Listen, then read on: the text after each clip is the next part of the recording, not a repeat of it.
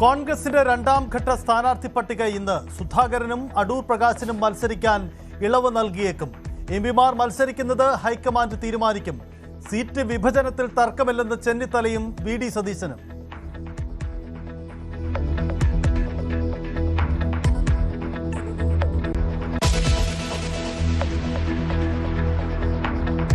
പ്രഖ്യാപനം വൈകിയത് എംപിമാരുടെ ഇളവിലെ തർക്കത്തെ ചൊല്ലി. എംപിമാർ മത്സരിക്കുന്നതിനെ എതിർത്ത് വി ഡി സതീശൻ.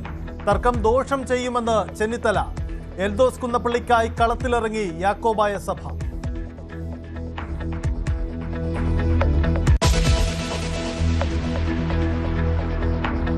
തൊണ്ണൂറ്റിയഞ്ച് സീറ്റിൽ കോൺഗ്രസ് മത്സരിക്കും. 27 സീറ്റിൽ ലീഗും ജോസഫ് വിഭാഗം 8 സീറ്റിലും മത്സരിക്കും. പയ്യന്നൂരിൽ CPM വിമതൻ വി കുഞ്ഞികൃഷ്ണനെ RSP പിന്തുണയ്ക്കും. തിരുവനന്തപുരം സീറ്റ് CMPക്ക് നൽകി. PV അൻവർ ബേപ്പൂരിൽ സ്ഥാനാർത്ഥി.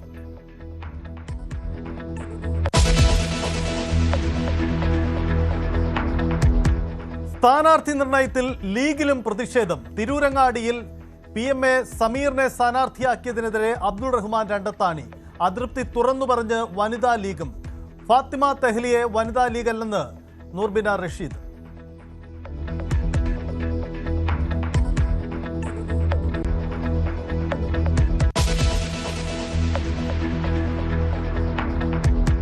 സീറ്റ് നിഷേധിക്കപ്പെട്ട അബ്ദുൾ റഹ്മാൻ രണ്ടത്താണി ലീഗ് വിടാൻ സാധ്യത. താനൂരിൽ രണ്ടത്താണിയെ മത്സരിപ്പിക്കാൻ ഇടത് നീക്കം. തിരൂരിൽ പ്രചരണം ഇതുവരെയും തുടങ്ങാത്ത മന്ത്രി വി അബ്ദുറഹ്മാൻ.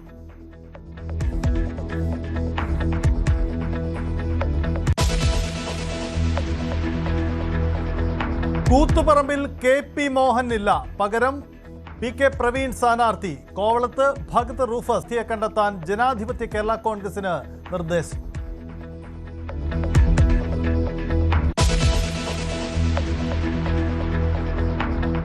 വിമത ഭീഷണി മറികടക്കാൻ കിണഞ്ഞു പരിശ്രമിച്ച് CPM. വിമതർക്ക് മറുപടി നൽകാൻ നേതാക്കൾ നേരിട്ടിറങ്ങും. ധർമ്മടം LDF കൺവെൻഷൻ ഇന്ന് നടക്കും. പിണറായി വിജയനും MV ഗോവിന്ദനും ബിനോയ് വിശ്വവും കൺവെൻഷനിൽ. തളിപ്പറമ്പ് മണ്ഡലം കൺവെൻഷനിൽ MV ജയരാജനും പങ്കെടുക്കും.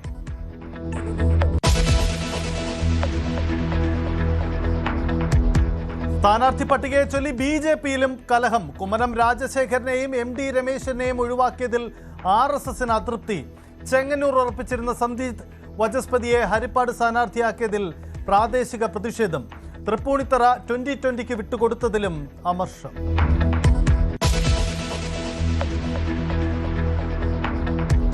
മൈനറായ മകളെ തെറ്റിദ്ധരിപ്പിച്ച് വിവാഹം കഴിപ്പിച്ചു എന്നാരോപിച്ച് മോണാലിസയുടെ മാതാപിതാക്കൾ മധ്യപ്രദേശിലെ മണ്ഡലേശ്വർ DSPക്ക് പരാതി നൽകി. മകളെ ലവ് ജിഹാദിന്റെ കെണിയിൽ പെടുത്തിയിരിക്കുകയാണെന്നും പരാതിയിൽ ആരോപണം.